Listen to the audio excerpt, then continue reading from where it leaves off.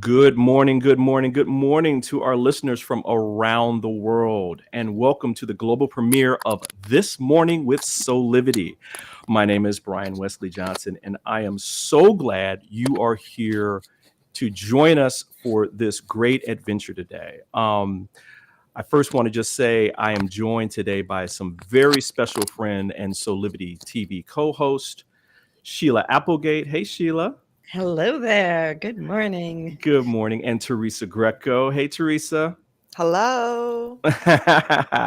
Today is a good day um, because it's all about creating the space for all of us, including our listeners, to have some real conversations about what's going on in our world. We have a very special guest that I will introduce in just a moment to join the fun. But before we begin, I want to let our audience know specifically that this program is for you.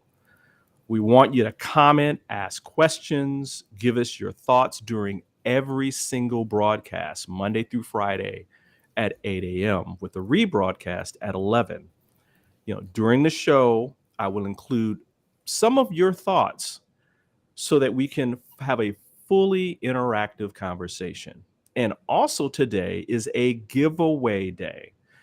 At 8:45 a.m., we will give a lucky listener an Amazon gift card for them to use in the new year. So you want to stay on so you may hear your name and you may win that Amazon gift card. So let's get started. Again, ladies, I'm so happy that you're here with me. We have a very special guest that I know each of you were happy to have on the show. Her name is Rochelle Riley. She's a author, essayist, fine arts advocate, and the director of arts and culture for the city of Detroit.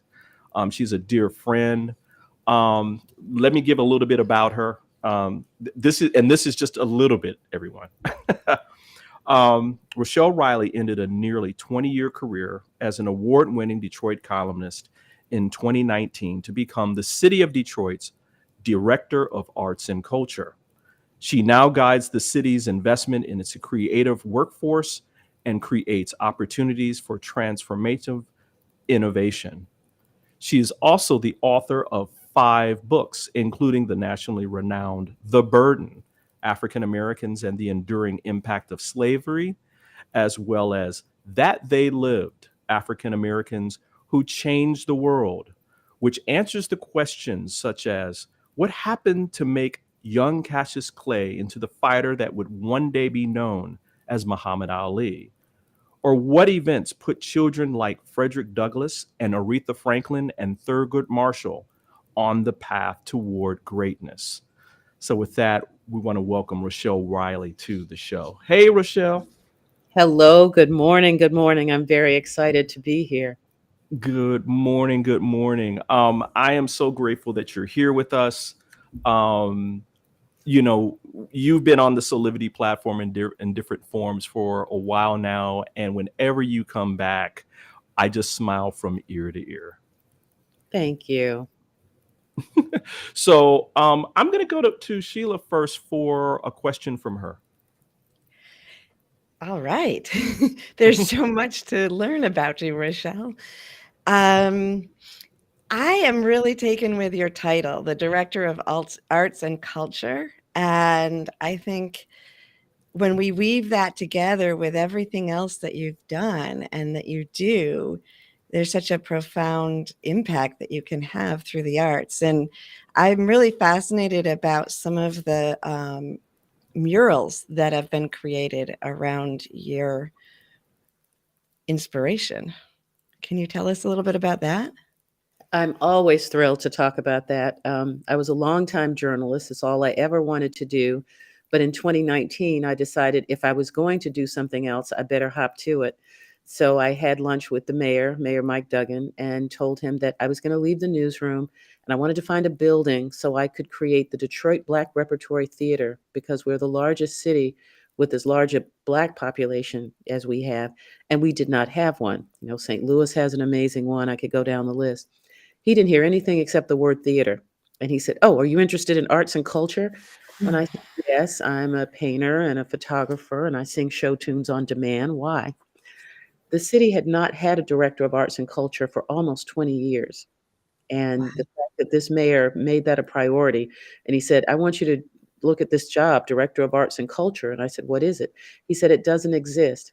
How many times do you get to make up the job that you want? Thought, okay, that's what I'm gonna do, which means now I oversee the city's investment in arts and culture, and I created the title for the Office of Arts, Culture, and Entrepreneurship, because every artist is a small business, every dancer is a small business, every musician is a small business, and I need to make sure that people treat our artists like our creative workforce, which contributes so much to the way we live and the way we enjoy life. As my friend who runs Shakespeare in Detroit said, um, businesses come to Detroit, but art makes them stay. This is the part of your life that brings you joy and is what you want in addition to whatever your business is. So that's the job, and I love it. And one of our major initiatives is Detroit Mural City. USA Today and a panel of judges named Detroit number 4 in the country in the creation of beautiful murals, and we're on our way to number 1. That's incredible. And when I was looking into it a little bit, I have to tell you that you've sold me on going to Detroit. Pretty much Detroit's kind of been my stopover place. But now I have this inspiration that I have to get myself over there and hang out and see Don't these murals, don't because fly they're not over, just come murals. through. What? I'm sorry. I said, "Don't fly over, come through." Exactly. I will come through. I will make it a point. It's not even that far from New York. I can even drive there. But the murals are not, I mean, murals in themselves and everything you just said just is such an inspiration, because I believe that when we move to creativity and arts and culture, and you're right about the entrepreneurship, that's when we really start to live. So how incredible that, you got to create your job and bring such um, knowledge and wisdom into it and experience. But the murals each have a special purpose or meaning, right? Like um, you're very, very, oh my goodness, I can't think of the word. You're inspired by what you do and very purposeful in that. One of the things that was most important to me, and it's not just fine artists, it's all fine and performing artists and everybody who touches their creative soul in any way, is to make sure they're recognized for their excellence. Detroit has some of the best at everything in the country, and yet people don't really know that or recognize that. So, in a way, I'm continuing the day job I had before.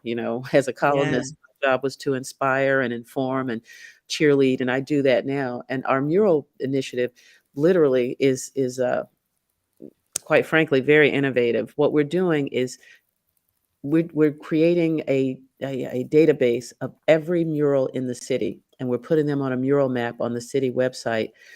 And when you click on it, it will take you to the artist and their bio and ways to reach them, so you learn about who these folks are. You can walk up to any mural with your iPhone, your mobile device, and see who did the mural. I can tell you, I would get phone calls from somebody saying, "Hey, I'm over here on Mack Avenue and I see this mural and it's beautiful. Who did it?" And I'm like, "Well, I'm not where you are." So Wow. but now people can Wow. do that themselves, and we're charting them. We have, oh my gosh, I think we're over 300 murals now, as we go through and chart them, and there are hundreds more to go. But we want people to know who our artists are, and we want them to enjoy the art. And street art is really exciting. There were 10 cities on that USA Today list. Oklahoma City was number 1, which was amazing to me, which means What? I know. Philadelphia, which has been doing this for 40 years, we had a conversation where they wanted to learn about what we were doing. I said, "Are you kidding? You have a mural institute where you teach people how to make murals." So we are now connecting around the country on street art. Wow. Okay, you guys should see my face around Oklahoma City. I'm like, okay, and no disrespect to Oklahoma, no No, they must disrespect. be I'm doing just, something right. I you got they're doing it right. Teresa, you had a question. Yes, I wanted to ask you about the Detroit citywide memorial for the victims of COVID-19 that you initiated. Yeah. And if you want to maybe talk about, for maybe some people that aren't familiar with what the memorial looks like, but your inspiration for it, and is it still up? Is it something people can still visit? If you could just tell us a little bit more about that, please. Happy to. So, in the spring of 2020, when we were one of the hardest hit cities with so many people dying literally every week from COVID, we were at a press conference, and this reporter asked the mayor, are you going to do something to acknowledge these deaths where people are going into hospitals and their loved ones can't see them and say goodbye? And he said, absolutely, Rochelle Riley is going to be in charge of that memorial, which meant I was. So I had Wow. two, I had two goals. One, well, I did get a heads up that it was coming, but not that soon. But I had two goals. One was we could not have people gather, so there was no way to bring thousands of people together in any way. And the second was we have something here called the Dream Cruise, where cars, Hmm. some vintage cars, muscle cars, all types of cars, drive up and Hmm. down Woodward Avenue, which is our main drag. It's like the main street of Detroit. It's a huge boulevard that goes through the length of the city and farther north. And they had just canceled it. So I thought, well, we also have an island, so we don't have to shut down traffic. We can just have people drive around and do a memorial cruise around Belle Isle. Then I thought, well, why would they be driving around? What's the point? And then I remember what this woman named Cher Comer said, that my mom died and I didn't have a chance to say goodbye and I didn't have a chance to see her. And she was one of the people who called the mayor and said, we need a memorial. And I said, people need to see their loved ones. So I said, well, we will do billboards. And I'll never forget the mayor's chief of staff said, if you put big billboards out on Belle Isle, people are not going to stay in their cars and not want to take pictures with them, hang out with them, and people will still gather. And I said, okay, I'll come up with a solution. You're right. And I thought, what will keep people in their cars? Funeral processions. Nobody gets out of their car during a funeral Right. procession. So I Right. so I personally called 11 funeral homes and said, "Would you please participate and send a hearse so that you can lead people in this memorial drive around to look at their loved ones?" And the pictures were all in alphabetical order. There were 924 of them because at that time we had lost about 1,500 people, and because of HIPAA laws, we couldn't ask, the health department for pictures. So we reached out to the public and said, if you lost a family member and you want to see their picture in this project, please send it to us. And they sent them in. And what was wonderful is they didn't send posed shots or, those shots. What do they call them? The not the fantasy shots, but glamour shots. Glamour shots. Yeah. They sent their favorite photos. People were in wedding dresses, graduation photos, fun photos. There was just such a mix of amazing memory and humanity. And we had 15 funeral processions around the Belle Isle that day, um, and nobody got out of their cars. Everybody respected it. They stayed in. There were police escorts. But then we kept the memorial up for 3 more days so people could still keep going through. 25,000 cars went through that first couple of days to see them. And then we had this huge storm coming up that was going to blow them all down.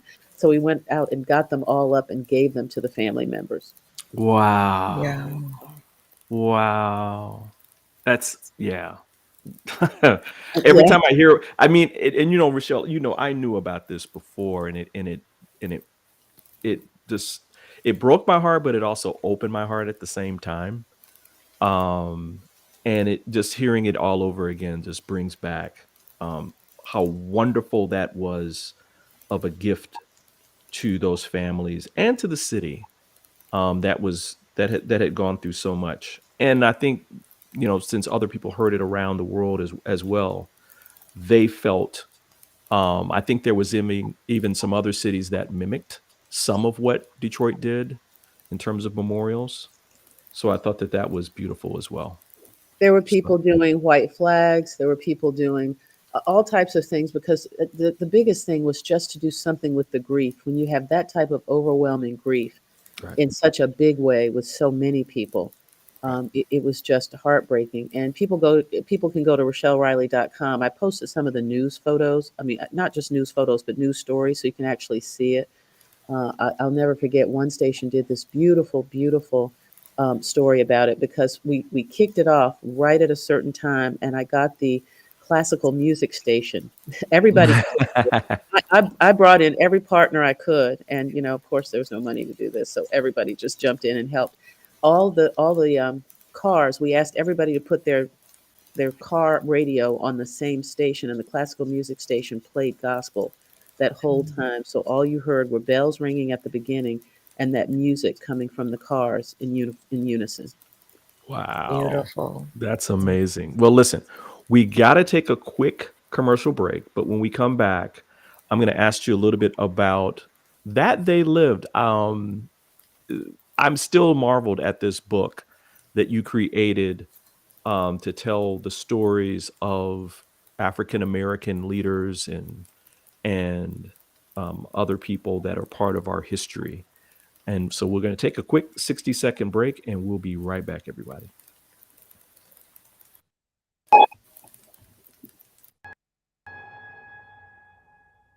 Have you ever asked the question, if I was to be anything, what would I be? Regardless of money, regardless of status, beyond popularity and fame. Living your passion, feeling your life has purpose. Soulivity is a space to nurture that which lives in all of us. A place where work can become play, and doing what we love creates the dreams of a lifetime.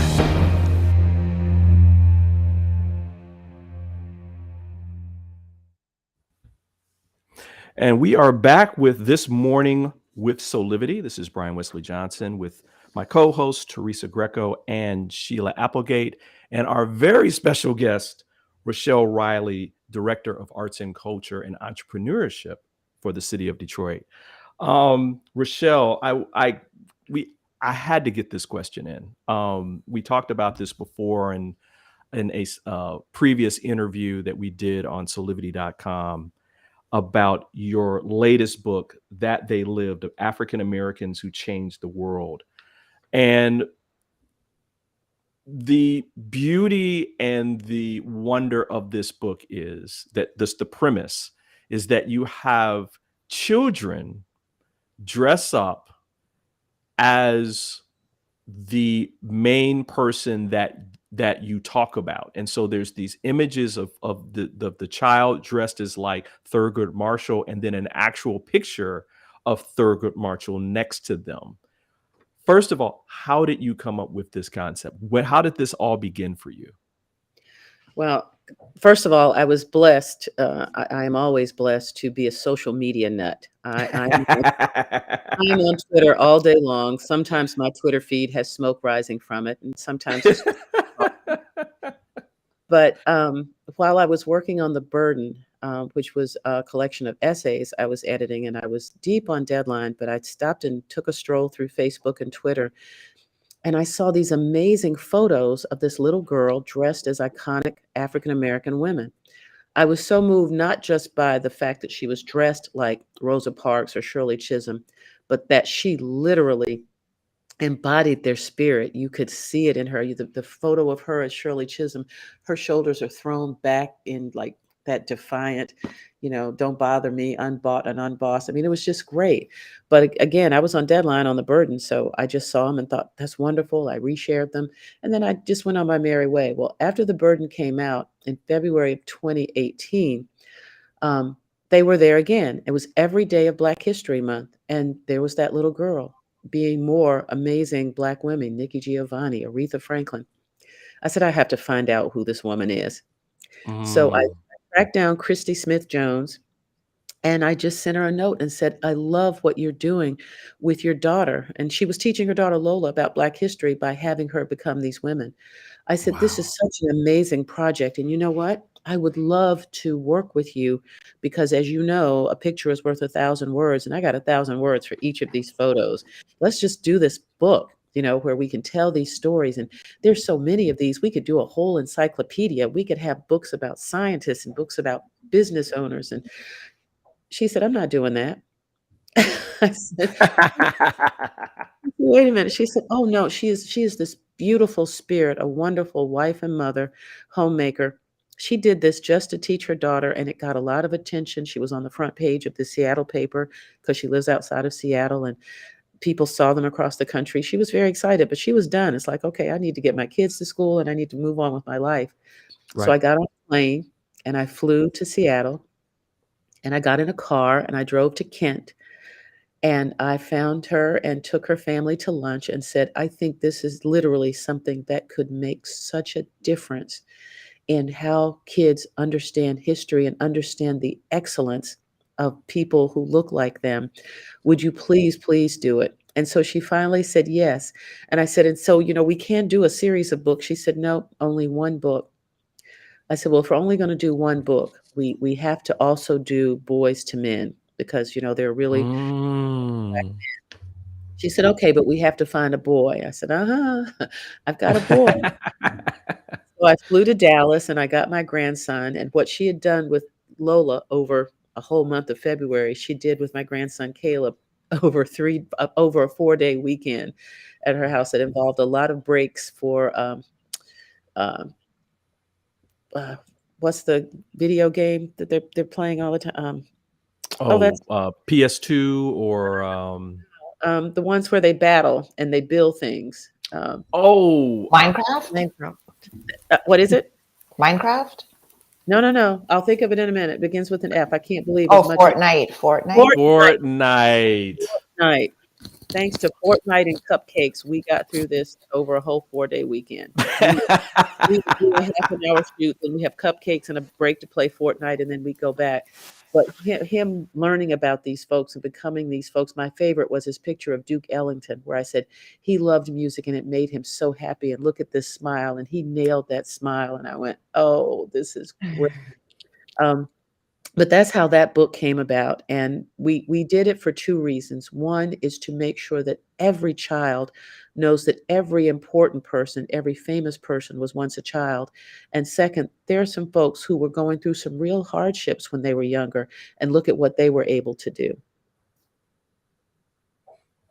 Wow. Wow. They're probably all your favorites, but do you have one that you're kind of thinking about right now based upon time and place of today? Well, it's interesting that you should say that because, I'm here in Detroit, and one of my favorite people in the world was Aretha Franklin, whom I got to write about. I interviewed her about how her father, Reverend C.L. Franklin, Yeah. helped a bunch of people organize a march here in Detroit where Dr. Martin Luther King gave the I Have a Dream speech 2 months before he did it in Washington. And, Mhm. um, and I wrote a column while she was living that just thanked her for being the inspiration for so many people, women and men, and how I taught my daughter how to clean while listening to Respect. We would, work around the house to the beat. And I had a chance to ask her, I said, "I don't know if you saw this tribute that I wrote to you." And I was kneeling in front of her backstage at the Aretha Amphitheater. And she said, "I did read it. It brought me to tears." That's one of those moments in my Wow. life I will never forget. Wow. But each of the essays was written the same way. It's like, here's who this famous person is, but this is what was happening before. So for the Aretha Franklin one, it says Aretha Louise Franklin would grow up to become the queen of soul, an international R&B singing sensation, and a quiet civil rights leader who helped African Americans gain equality. But when Aretha was 12 years old, she was pregnant. So then the rest is that story of her and all she did, and some of the things I got to write in my column and in the book. People didn't know that Aretha Franklin paid some of the salaries for civil rights workers. I Yes. talked to Jesse Jackson about that, and she would bail ministers out of jail. Well, not just ministers, but activists out of jail when they got arrested. She was truly a civil rights leader, and it was a whole part of her life that people didn't really know. So I got to write about a lot of those things. Wow. That is one piece that stood out to me as well, because I think people just thought that, oh, well, Aretha Franklin was just this entertainer, and that she just, went out here and sung, and that was her inspiration, came through her songs, but she did a whole lot more than that. So much. And journalists think they know everything. So literally, when I was reading about Jackie Robinson, and everybody knows his sports story and how he made, Hmm. but his chapter begins: Jackie Roosevelt Robinson would grow up to be the first African American to play Major League Baseball in the modern era. But when Jackie was a 16-year-old high school student, he was a member of a gang. You could have knocked me over with a feather. What? I did not know that until I did the research for this. I spent almost a year just getting every biography, everything I could find. I had a whole library for this collection about all of these folks, reading everything in the world. I didn't know that as a teenager, Martin Luther King Jr. tried to kill himself. I didn't know that Shirley Chisholm, her family was so poor, they sent her to another country for her education and then brought her back. There's just so much that we don't know about who these people are who Mm, literally mm, mm. went on to great things, and I want our young people to know that and to see that. And I'm going to let Sheila come in here and ask an additional question, but this book was so important, not only for African Americans, but for Americans as a whole, because this is American history, and it tells the fuller stories of these people who were human beings, who made choices and decisions, grew up with different experiences, and that it's full. It's if people want to go deeper into each one of their histories, their biographies, they can do so using this as a launching point. So it's beautiful. Sheila, did you have a question? Yeah, well, first of all, I just want to say I agree. This is incredible and so important to people of all ages to read this. And as you're talking, and I am learning things, the book is on order. I haven't read it yet, but I am counting the days till it arrives. um, but as you're talking, I'm just thinking I need to get more copies and put them in the libraries, or donate them to the libraries and to some of the schools around here to get them in their libraries, because it's important for people to see American history, not just on that textbook line of what they did, but who they were, and for each of these young people to be able to identify it, as they move through their struggles, because a Right. lot of times people we see ourselves as separate from those who succeed, and we don't remember all the things that they went through. So continuing on this, you've really dedicated yourself to um, making sure that our country and the people in it understand the impact that the Americans slavery had on our systemic racism and what's happening today. And can you talk a little bit about, while we have this, I don't even believe we have this debate. I mean, I can't, it seems so ridiculous, but we have this debate of whether people should learn to think critically in our schools. Right. Um, can you talk more about that as we move through the ages and the impact that you think we can have on people when we start to reclaim what our true history was?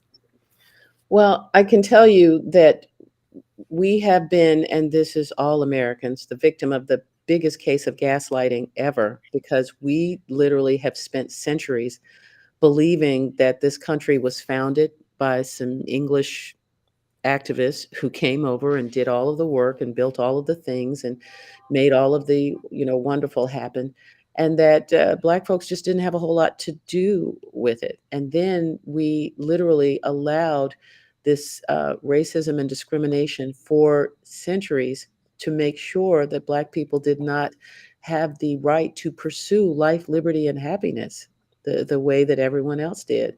And when you look back at that history, you don't really see a lot of that because we don't teach it. There's not a lot about Right. enslavement in our textbooks.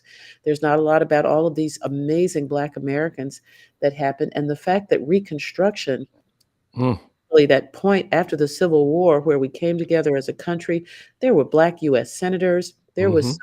equality in economic power, and racists said, "Oh, no, this is not gonna work," and literally upturned all of that. And we let all of that happen and, didn't really do anything about it.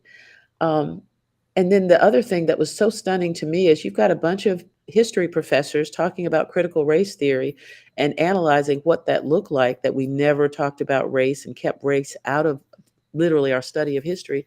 And they tried to convince people that we were going to teach kids that in school. Nobody was going to teach critical race theory to fifth graders or No, eighth graders or anybody in a no. public school.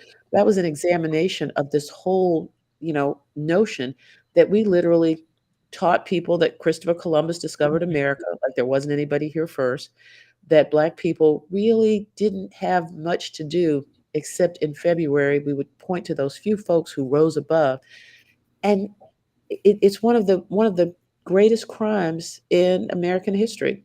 And the only way to fix it is to start actually doing it, which is why I'm so proud of my friend Nicole Hannah Jones for literally making people pay attention to it.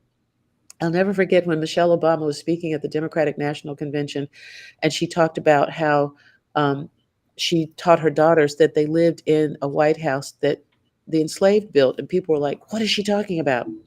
As if they thought that George Washington or Thomas Jefferson or any, important, you can't see me doing air quotes, but important person actually laid bricks. We have allowed this sort of horrible, horrible revisionist history to dictate what we are and who we are as Americans without thinking about the impact on our children. I'll never forget when my little girl was a toddler and she padded down to my room one day, waking me up because it was a Saturday and I could sleep in. And I said, "What's the matter, sweetie?" And she said, "I don't want to be brown." Mm. I thought, Wow. wonder if all you learn about Black people is what you see in our current system of narrative. All you see is every night, no matter what city you're in, there's somebody who shot somebody or hit somebody or did something. And it's a Black person who's probably representing like 10% of the population of that city, which means Right. there's a whole bunch of people who didn't do any of that stuff. But that's Right. what you get bombarded with. And then you go to school and you don't learn about any of these amazing people like the ones in that they lived or the thousands more who did amazing things. That's our fault for allowing this to be who we have taught ourselves to be. And we have to change that. Right. Thank you for that. Thank you for that, Rochelle. Um, we're up to another quick commercial break, so we're going to hold it right here. And when we come back, Rochelle, you're staying with us all the way through the 9 o'clock hour.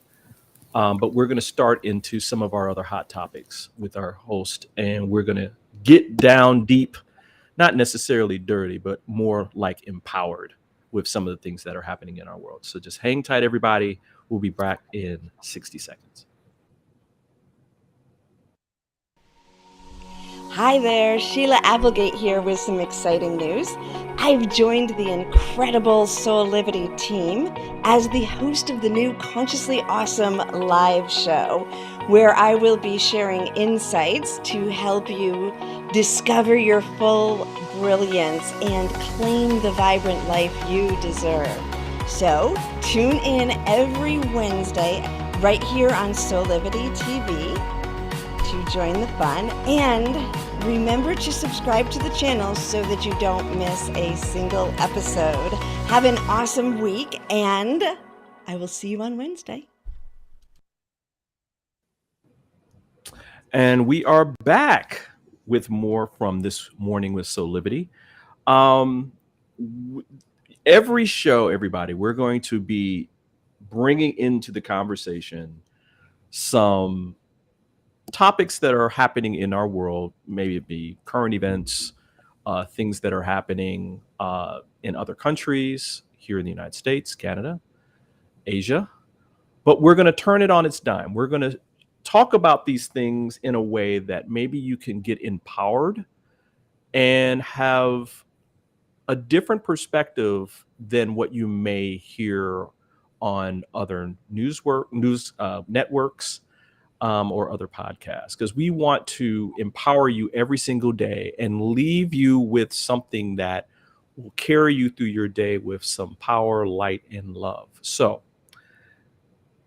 I'll begin because there's something that happened this week that hasn't happened in 200 years in our country, and that it took 15 votes for the latest speaker to become Speaker of the House in U.S. Congress. And my question is, I'll go to our humble guest first. What does this mean? I mean, I have my thoughts about it, but what does this mean?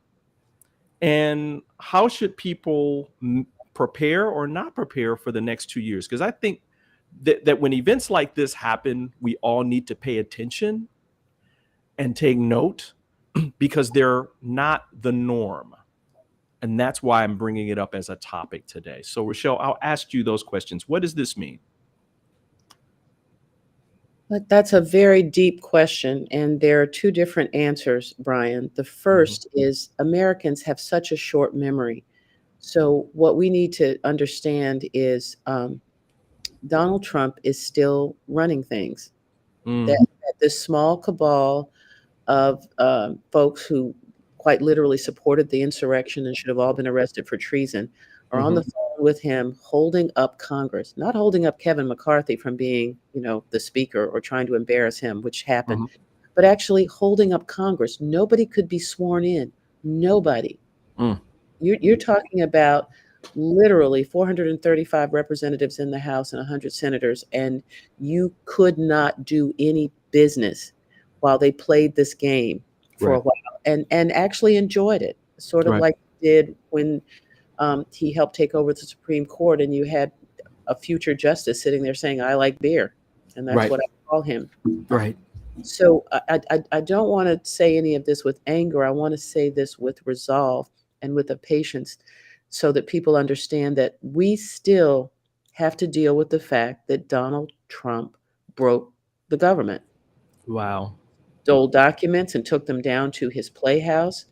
He, helped people break the law and go to jail. He hasn't been arrested for that yet.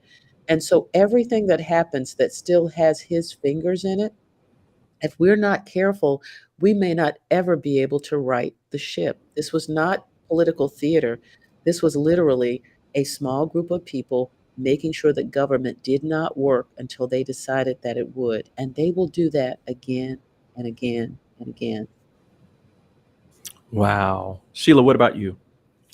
Well, I agree with everything that you just said, and Rochelle, and I guess looking at it, I think in addition to that, what I see is, I guess this is where we bring in the hopeful part, right? I see our country, going back to the conversation we had earlier about how we have framed and taught a myth of our country and our government for so many generations, and the impact that it's having on our world and our society.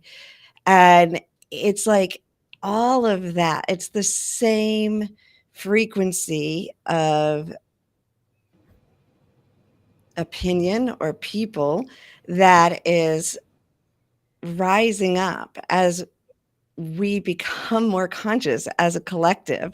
There is this small group of people who are wanting to keep that suppression, the old way of separating and moving us in this direction that we are actually coming out of. And so we're seeing the idiocracy, I guess, that movie comes to mind, of how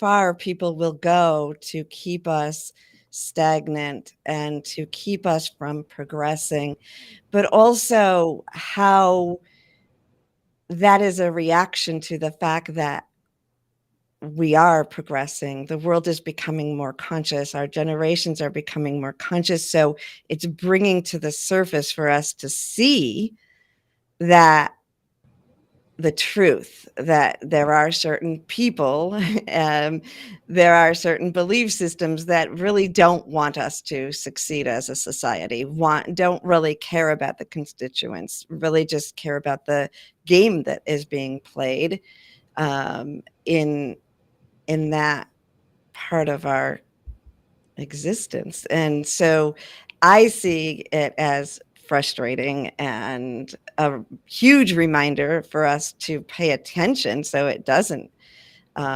continue to gain power. But I see it as a rising up of what we've buried and bringing it to the surface for us to see it so that we can make a difference. So that's my helpful take, I guess. One of the things that is most frustrating to me is our children are watching. At a time Yes. we're not teaching history, we're not teaching civics anymore. We literally don't have very important discussions with them about how all of these things work, which makes it easier for these things to happen. Yeah. If you literally walked through well, not a high school, but maybe a middle school or junior high school to ask, do you know what just happened and why this was important? This is not a knock on public education because, oh my God, the teachers are doing the best they can considering how underpaid and under supported they are. You won't find a lot of kids who will have understood any of this or paid attention to any of this, but in 20 years, they're going to be the ones that we're going to expect to take this on. Right. That's a good Right. point. Yeah. And to both of your thoughts on this, when I saw this happening this week, um,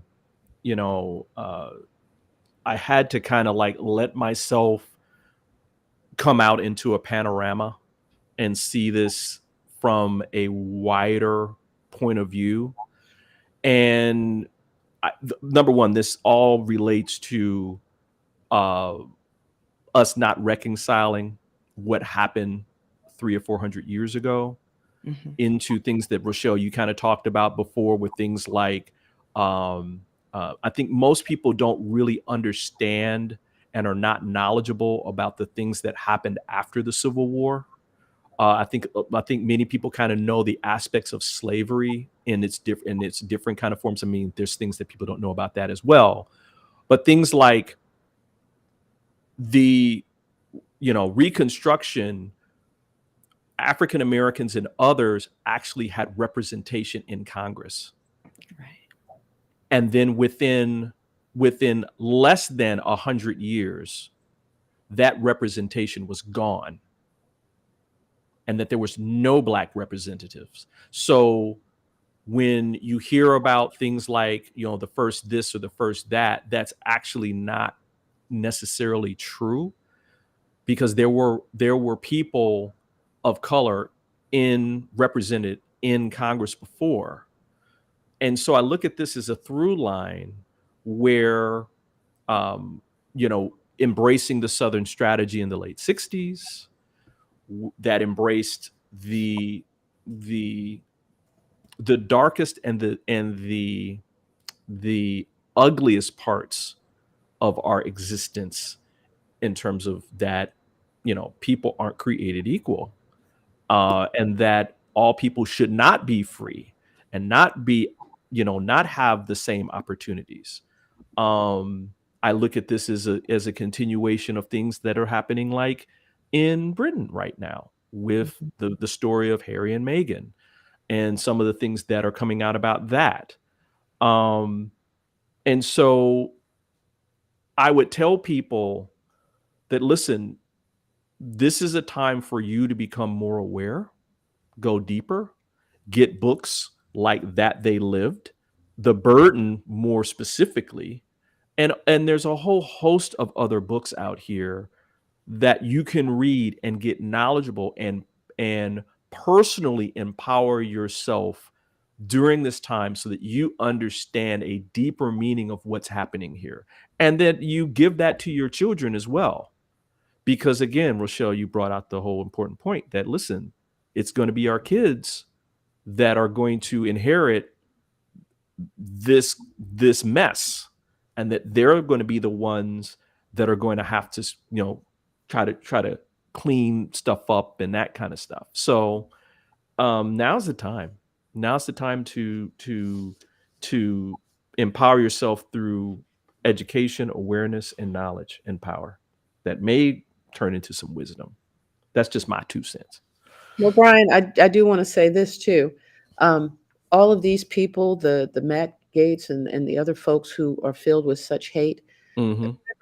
40 years ago, they were the children of people who taught them to be this way. Exactly. And we just Exactly. let this continue to happen because I always ask myself, I wonder what these folks' children are thinking of them, watching this. Nobody's done this story. Nobody bothers kids, and I don't want them to bother kids, but I can't help but just wonder, you know, I really wonder what Marjorie Taylor Greene's children or family members think about who she is and what she's done and what she's doing. And I think the greatest sadness is people literally will bury this truth rather than deal with it because they're so afraid that it might impact them negatively, personally. It's like that whole thing with, I don't Yeah. use the word reparations, I use the word repairing, but this whole Yeah. repairing that never happened because people don't want their lives affected. We literally watched folks across the South. Well, we didn't watch, but we learned the history of folks who across the South literally told formerly enslaved folks, okay, you're free, go ahead. We're not giving you the 40 acres and a mule that Lincoln said you might get because he, just, do what you can. And by the way, it was illegal to teach you to read. So if you can't read, that's not our fault. And then just go forth. And African Americans did in large parts. And when, white Americans, some of them, but just the ones who embraced the Southern strategy to make sure that white supremacy still reigned, did everything possible to make that not happen. When there were Yeah. black business districts, they burned them down in Tulsa and 8 other places. When there was change in education, it's like, no, don't let them get too educated. And the Right. federal government literally enacted laws that made it possible to keep Black Americans from getting loans for Yes. houses, for capital, for business, everything possible to hold down an entire race of people. And these things happen, but we don't talk about it. We don't teach that. We don't let anybody know that. So nobody knows just what we shall overcome meant. Right. By overcoming, we overcame a lot more than will ever be taught. And that's the great sadness. Yeah. I the words that came to my mind as you were speaking is be the change you want to see, right? So people are going to have to, I implore all of our listeners, being is that first state of consciousness. So you have to be the change, and to make, if these are things that you don't want to see, you got to be it, and then do the things that you need to do so you can have the life that you want to see for this generation and the next. Well, listen, we're going to take a quick commercial break, and when we come back, Teresa's going to lead us in another discussion for an important topic that she has. So we'll be right back in 60 seconds. Are you ready to take that first step towards true, unwavering inner happiness? Are you like thousands of people who have everything they need, not want, but need, and still can't seem to find happiness and fulfillment in their lives? If so, the Steps to Happiness show is for you.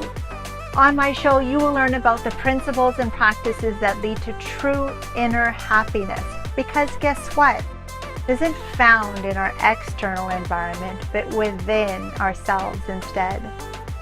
Together with my guests, we will explore the latest physical, mental, emotional, and spiritual well-being practices. And together, we'll advise you on the actionable steps you can take towards a happier, more fulfilled, authentic life. So I invite you to join me each week on Soulivity TV on the Steps to Happiness show with me, Teresa Greco. And good morning, everybody. This is Brian Wesley Johnson, and this is This Morning with Soulivity. And we're going to go to Teresa because she has a brand new topic for us to discuss. Teresa? Thank you. So with this being the first show and still being the beginning of the year, I wanted to talk about the topic of New Year's resolutions Mm. and how some of you might, your feelings around resolutions. Do people create a list?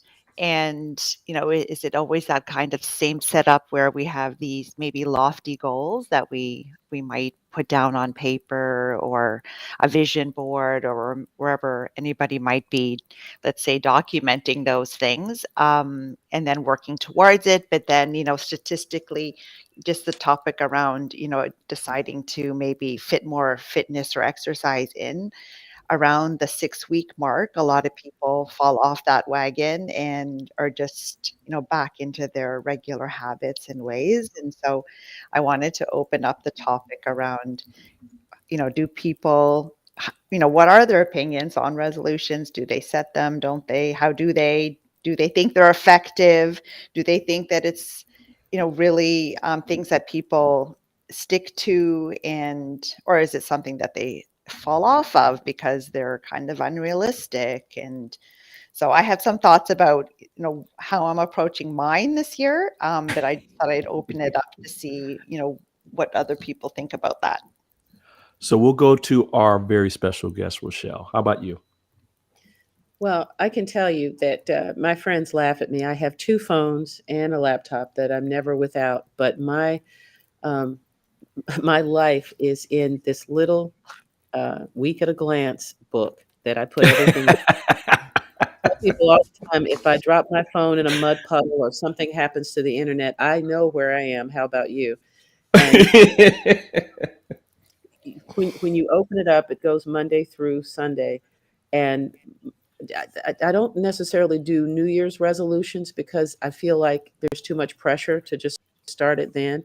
So the first week, New Year, I just do everything I want to do. I literally baked a pie and did not share it. It Um, looked good too.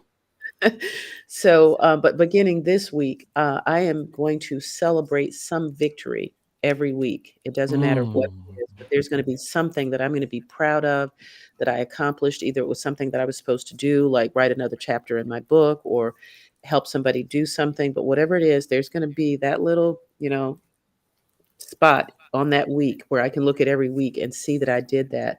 And the other thing is, I mentioned, how unhealthily we live, so many of us, because we're so busy and we, have so many people throwing different things at us, keto diets and how much should you exercise? And I know better than to not do anything. So my resolve was to make sure that I paid attention to that. I'm not going to, make any kind of list or say, okay, I'm only going to eat kumquats on Thursdays or I'm going to walk every day. But I'm going to make sure that I do something every week to make sure that I'm paying attention to my health. I like that. I like that. The idea of small victories instead of, this maybe drawn out journey toward losing 20 pounds, right? Is that, thinking about just reflecting weekly on some of those small gains are definitely a way to keep us motivated, because it is in taking all of those small steps that we actually get to the finish line. And, we're often so focused on the end goal and not so much on those little small steps and victories. And that's really the way that we achieve those long term goals. But taking pleasure and finding happiness in all of those small steps. So I love that strategy. Thank you. And there was one other thing that I did, and it wasn't something that I announced, although I did put it on Twitter. I removed everything toxic from my life, whether it Mm. was a person or something that was making me unhappy. That was easy to do. It's hard for people to understand, but it was easy for me to do. And it wasn't something that I did in any type of mean way or in any type of announced way.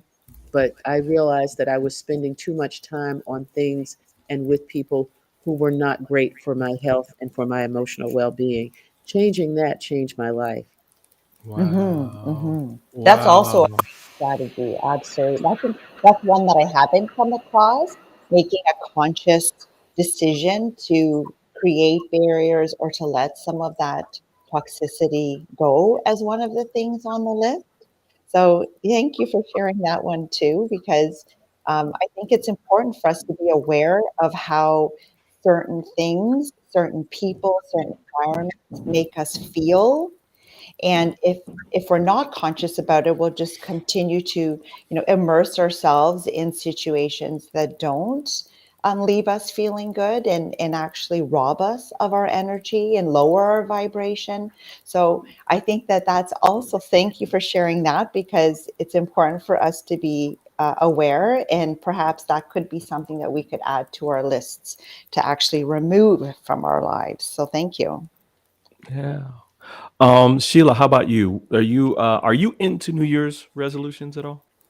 Well, not exactly, but I am inspired. It just so happened it was in a conversation we had this week. My youngest child suggested that they, or shared that they have been, every day they write down what they did that day, just a few sentences. And so they can go back, and they're in their 20s. So they can go back and review it, and they remember more. So it's really cool because Justin has a scientific mind, right? So it can be methodical, but what they were telling me is that they remember more about their life, because when you go back and you read even just a little bit of the day, you remember that day separate from all of the other days that you have, because otherwise they all blur in together. So my goal is to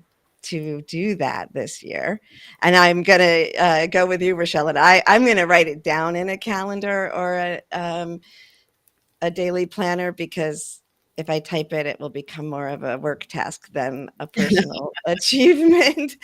So I'm going to do that. And then last night was the Matrix of Illumination. And so Yes. I did a channeled message about 2023 and brought in from divine goddess and divine masculine energy, brought in their insights for the year, and it's really pretty incredible. I'm excited about it.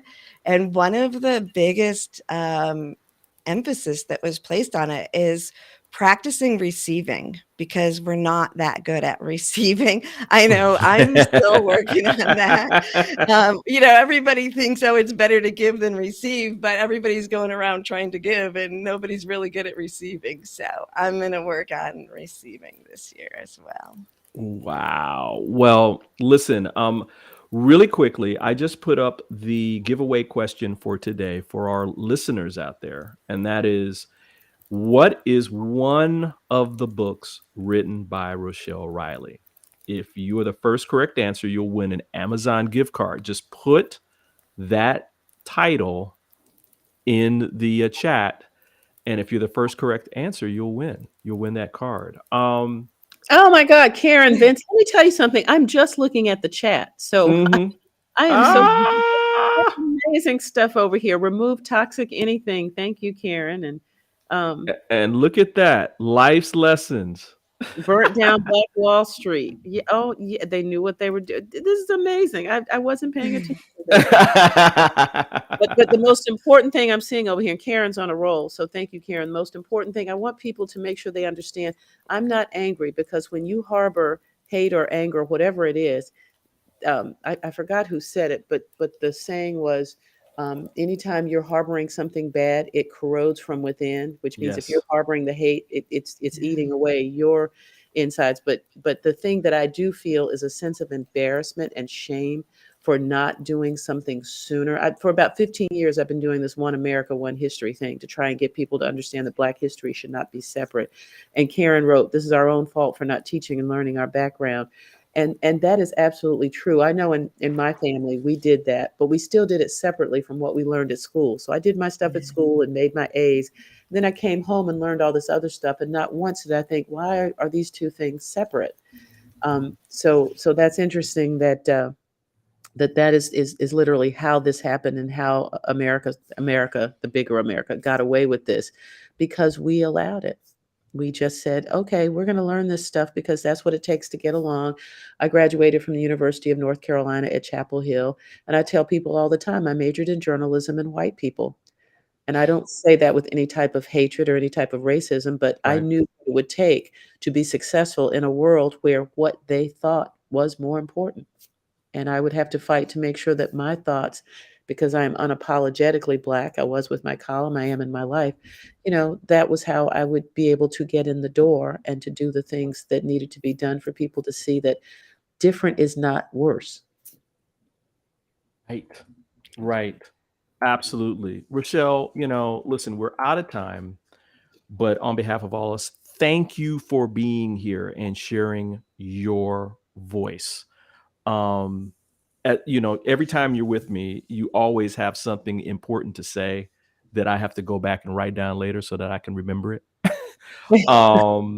But yeah, I mean, these are important work. I mean, these are important thoughts that I think all of us need to embody. And so thank you. Would you come back and join us again for another conversation?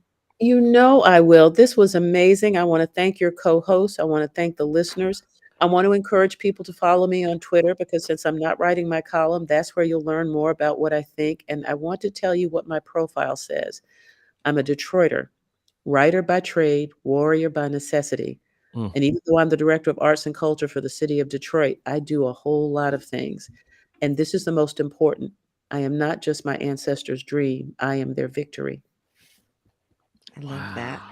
Wow. Listen, everyone, you can buy Rochelle's latest books, including That They Lived, African Americans Who Changed the World, either at our Go shop at go.soulivity.com or wherever books are sold.